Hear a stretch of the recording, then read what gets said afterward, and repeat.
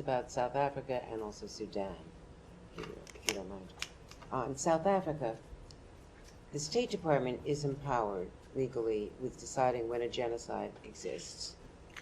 Has there been an investigation that supports any such contention, because there is no credible evidence from any authority on the ground there, in their government, in NGOs, or elsewhere that we can find, to support an allegation of genocide, that white farmers are at all as disadvantaged as the crime wave there that is a problem against blacks in much greater numbers, and proportionally even greater numbers than whites. The fact checkers have shown that the white crosses were put up as a protest against the criminal movement and against the death of the farmers. The crosses and the burial were all part of a protest against the criminality, not as described.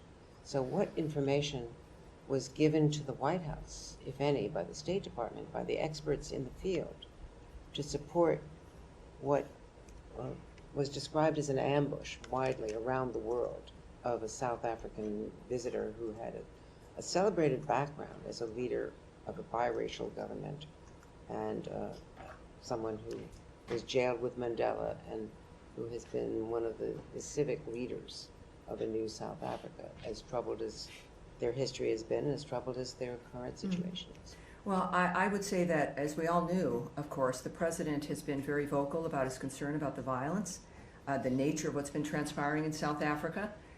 The president did not come to the United States of America unaware of the position and the posture of the president and of the Secretary of State and of his administration.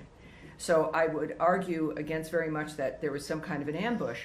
South Africa also has been facing a dynamic where there's been regular criticism, ranging from not just the collapse in some ways when it comes to the violence in civil society, but then the referral of Israel with the ICJ for the issues of genocide while ignoring Hamas, cozying up to Iran, the general choices that they've made. In the meantime, also, of passing a law that has allowed them to take property, to possess property of white Afrikaner farmers with no reason. One element is equity.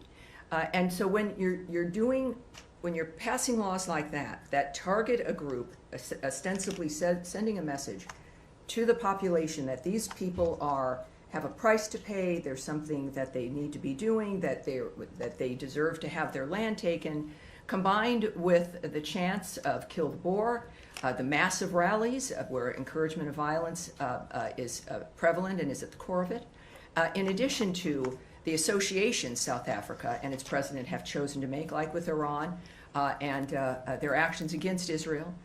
It creates a picture that is worthwhile having a conversation in the Oval Office. And that is, I think, it is the transparency of the president, certainly both leaders aware of what the concerns have been and what the arguments have been.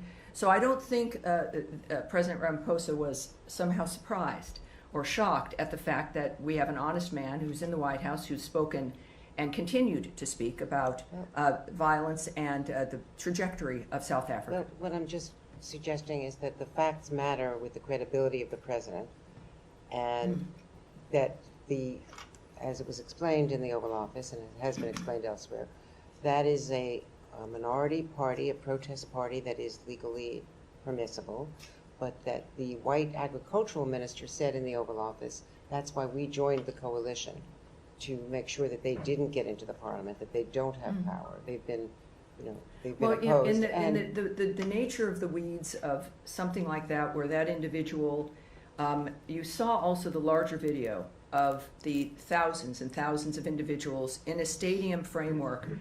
And I think that what Americans in the world and what South Africans see is a movement and an attitude that is not only not punished, but reinforced, reinforced with a law that says, oh, those people that you're calling to have be killed, yeah, let's take their land. Who does that? Who does that in the midst of that environment? And I think that when we think about, I'm not certainly going to get ahead of the president.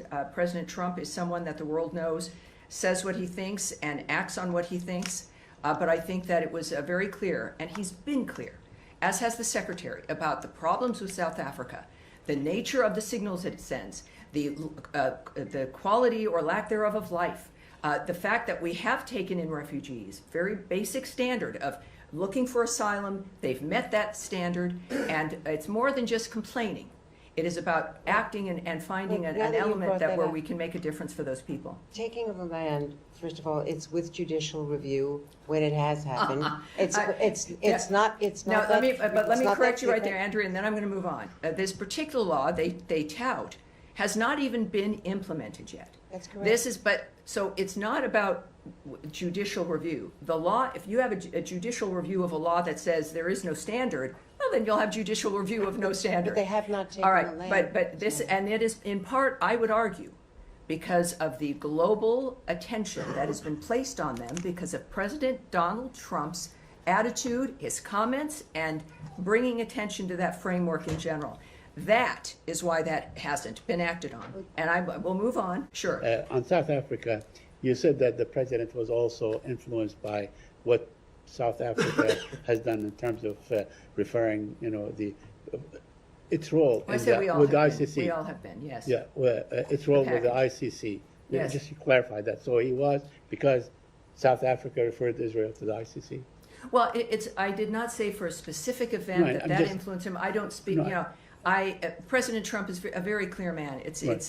No one has to wonder his position. But I think for all of us who've been looking at the condition of South Africa, it's never just one thing, is it? It's a number of things. I'll finish. I know you might not be liking my answer, but I'll finish. Saeed, it is a series of things that point to the intention of an administration or of a regime, and it is usually consistent.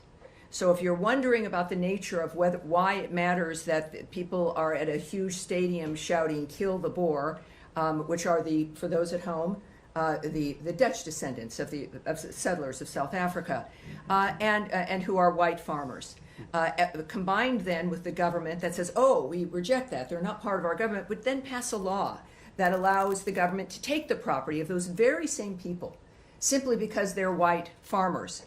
So that speaks to the intention of a regime, in addition to their behavior with other nations, their foreign policy, how they would view the victims of October 7th, the Jews, as those who should be referred to a criminal court versus Hamas, in addition to having a rather cozy relationship with Iran.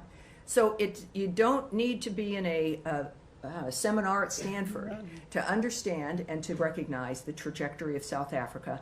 That is the argument for those who are looking at that, again, beyond one issue. And I think those issues speak quite loudly. Make sure her mic is on, just as she's in the back here. So can you tell us if both President Ramaphosa of South Africa and President Trump finally managed to overcome the difference and we will see United States and South Africa working together? Well, I'll answer that one first. I think the meeting with the South African president in the Oval Office speaks to President Trump's generosity. And the fact that any leader feels comfortable going to meet him, even with difficult conversations, and sometimes the problems that happen between two nations with different attitudes. So the fact that it's President Trump means, of course, there's always hope. It means, of course, there'll always be something for the future. And speaking of the DRC and Rwanda, another very good example of something that has been a generational issue, that we are, again, it's a long process, but they are taking the steps that we've asked of them to take, and that's also very promising. We can look for an update when it comes to what the new dates are and what else is expected, but what I can tell you is that continues.